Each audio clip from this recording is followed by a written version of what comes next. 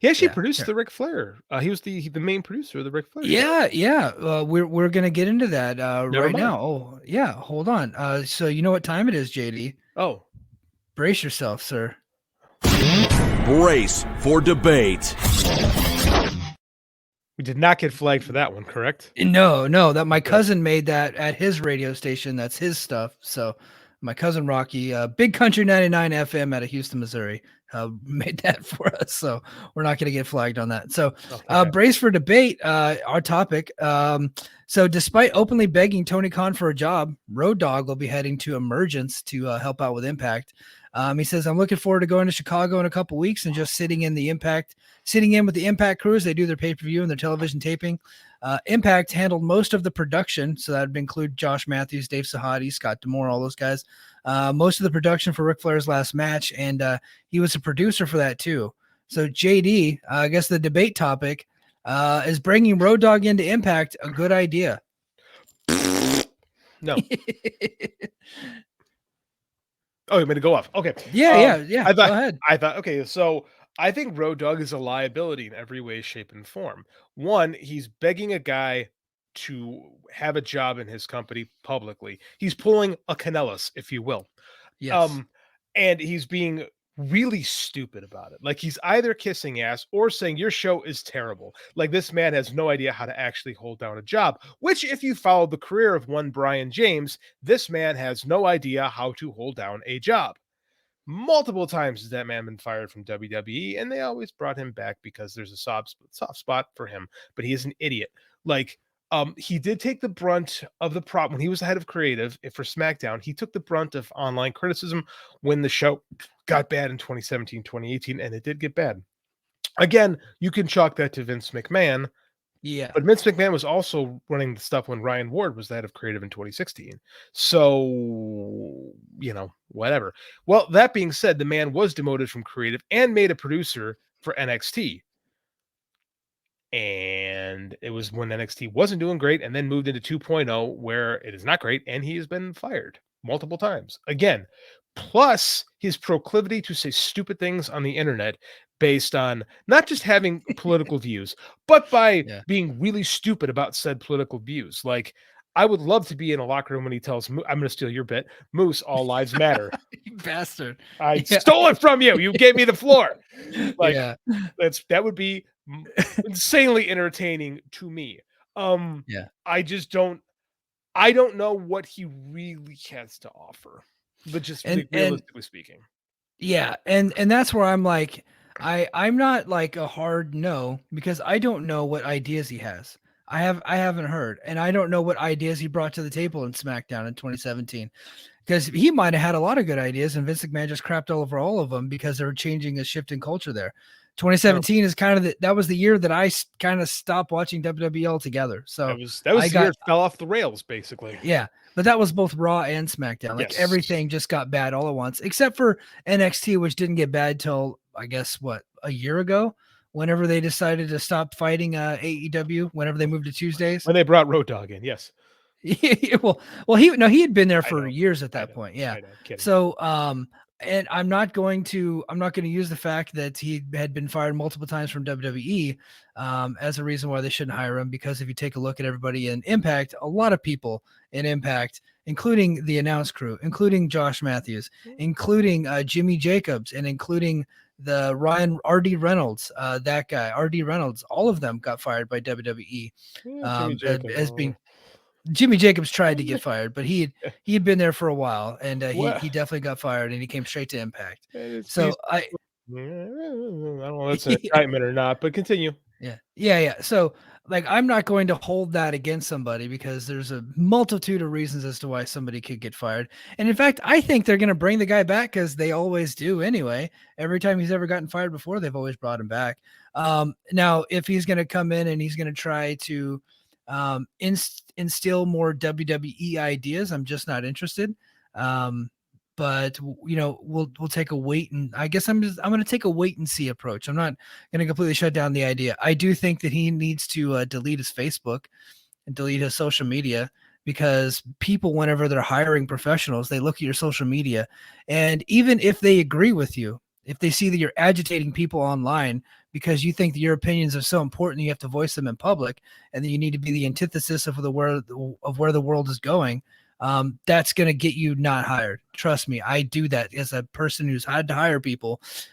If you're online agitating people, trying to stir people up, whether you're on the left or the right, it doesn't matter. You're not hireable.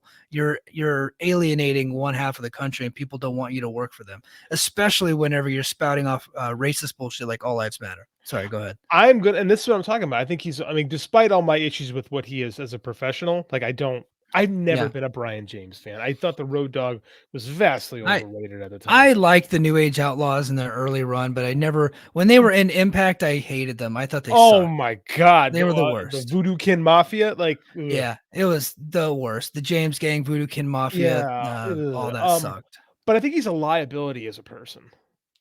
I think he's gonna Could be. bring needless attention to things, right? Yeah, I think that's because you know who didn't get fired by WWE? Jeremy Borash, one of the yeah. hardest working men in professional wrestling.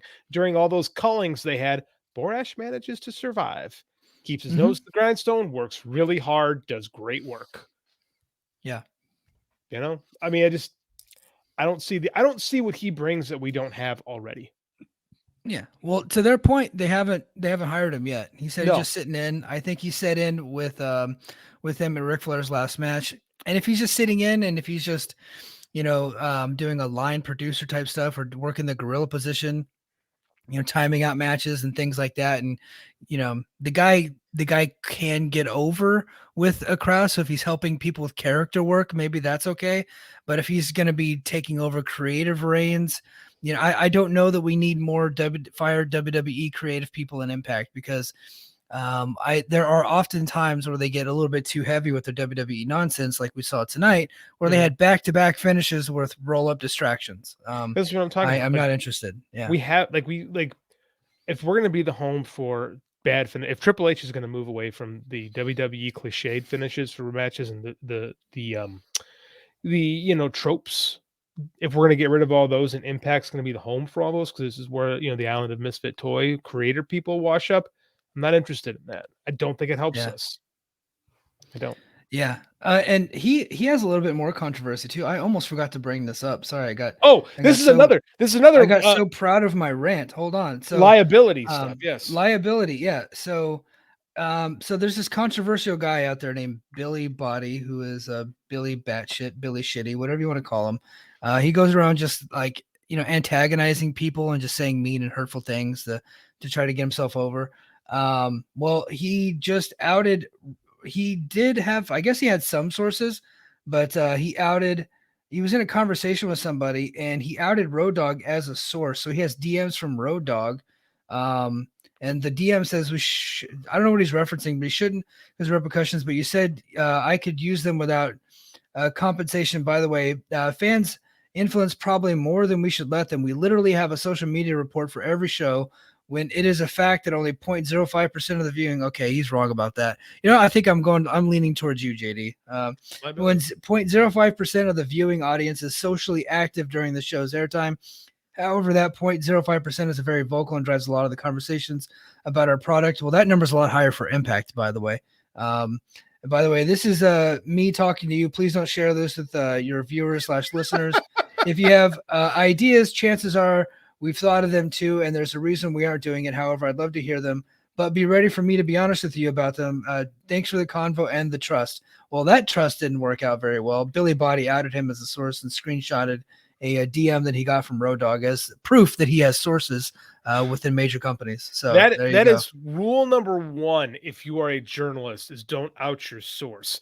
Like famously, the Watergate, Deep Throat, and all that stuff. Like Woodward and Bernstein waited like 50 years or 40 years till they like revealed Mark Felt was the source in that. Well, like, he revealed himself. He as did the reveal source. himself. That's right. He did that. Yeah. I forgot about Yeah. that. But I mean, Oh, like, you just don't do that as a journalist. You don't. and he fashions himself a journalist when he's a troll, realistically. But I mean, Yes. like, that dude is having an epic meltdown on social media. I'm sure Conan will keep him around because him and Disco are dumb and they keep dumb Yeah. people surrounding them. So Sean Ross Sapp almost beat that guy. Did you watch that video? He's in that I guy's face saying, "Do it, do it, do yeah. it, hit me." I First of I all, I did. that's a terrible way to start a fight because eventually It you will is. get hit. Like, Yeah. like Neither one of those guys wanted to fight, by the way. But Sapp did look no, like he was more willing to. But neither guy wanted to fight. Like no, that's what. So if you really wanted to fight, you just start swinging. for You don't sure. say you never say, oh, you make the first move. No, you Yeah, make no. If you want to fight somebody, you just fucking fight. Now I will give it to Sapp. Sapp is in the right in this situation. it was Sapp did push the guy. Sapp absolutely did challenge him. Sapp didn't back down. Billy Body backed down. 100%. Absolutely. However, neither guy really wanted to fight. That was My not a fight anybody wanted. my dad always said, if you ever get in, if something ever escalates, this is as a kid growing up, and someone says you throw the first punch, you damn well throw that first punch Yes. because you might not get an opportunity to throw the second. So Absolutely. The old rules that we grew that like that the generation before us thought were rules where you like it was a dirty to throw the first punch or it was oh dirty to hit below the belt. You're in a street fight. There's no rules. no, You kick a man while they're down. You headbutt them right in their fucking nose. Right. You absolutely. don't like this could be life or death because you don't know what's going on. Now, this is at a convention that was going to get broken up after two 10 swings anyway, but seconds. still Yeah. you get the swings in though. If you really wanted to fight, you get the swings in. And You neither take guy wanted to do that. I'll quote the great sage Joe Oliva. You take every advantage you can. Hit him in the balls, bite him. What if you do it? Yes. You have to poke him in the eyes. There are no rules in a street fight. The only rule is win and survive. Yes. I 100%. That's it. I'm gonna have to bring the boy up the same way because Yeah. you live in tough Yeah. times. Well, and I was hoping they would fight because I know people like, oh, this is childish to resolve your differences through No, fighting. it's I am great. a big fan of grown-ups fighting each Me other. too. It's I think that's entertaining a as hell. perfect way. I think it's a perfect way to do it, especially if it gets recorded on the internet and I get to watch. Now, me Absolutely. personally, I'm 39 years old. I got two bad shoulders, bad neck, bad hip. I'm a little bit overweight. I'd probably get gassed out after 30 seconds. So I'm probably not fighting anybody. But if other people want to do it, I'm all for it. I think you should fight. I hung up my street fighting shoes a long time ago when a guy pulled a gun on me. I'm good. I've had my fair share. I don't need to do that anymore. But Banks can do Yeah. it to entertain me. I'm perfectly Yes. happy watching two dudes fight at a convention. Like, I'll sit back and watch Absolutely. that on the internet every day. Dude, I watch fake ass pro wrestling and I watch real Yes. ass MMA and boxing all the time. I am pro fighting. I am pro violence. I'm Get a, it? I'm a wrestling coach, man. Yeah. I love this stuff. Yeah. Yeah. So it looks like he was Road Dogg was a source for Billy Body. I also quote tweeted that and said, "Hey Road Dogg, I would you please be my impact source? But my mom cannot give you money like Billy's mom does," which he was outed for that. So Billy Body goes around telling people that he's got all this money. Well, it turns out his mom has a lot of money. He doesn't actually have a job, and he was paying a source of his in the UK to get some scoops. It looks like he was paying Road Dogg some money for some sources. That's how a lot of these folks get their sources, by the way. They actually they have rich parents or whatever, and they pay these people to get this information. That's how it happens. So this again liability because like you're sourcing information to that guy. Yeah. Right, that's Yeah. a bad character move, that's well, Yeah. if maybe it's not a to you, it might not be a bad character move, to you, it might be, "This guy and I see eye to eye on things," which again, liability. Yeah. Yeah. I think you won the debate. I was on the fence, but I think, yeah, no, now I'm right. No, now you're right. I'm wrong. Don't bring this guy in. Did you see the video I shared earlier where him and Billy were in No, blackface on TNA? I forgot about that. Boy, they did some stuff that was really socially questionable at the time, and now is just really, really bad. Yeah. Well, WWE did that, right, with the Yeah, Nation of Domination. I'm a little kid. I think that's funny at the time because I don't know any better. I'm an idiot. I didn't know that that was insulting. Well, they took a lot of heat for that, so they never did it again. So here comes Road Dogg and Billy Gunn. They go to TNA and they do it again, even though they had they already taken heat for it. they step it up. They Yeah. make it worse. Yeah. Dummies, dude. Just absolute Well, dum dums. do you remember when R Truth, Ron Killings was a heel in this promotion because, he was speaking the truth about race in this Yeah. country, and they had and TNA decided, well, this man is clearly the heel. Like, Right. Bunch of yeah. dum-dums.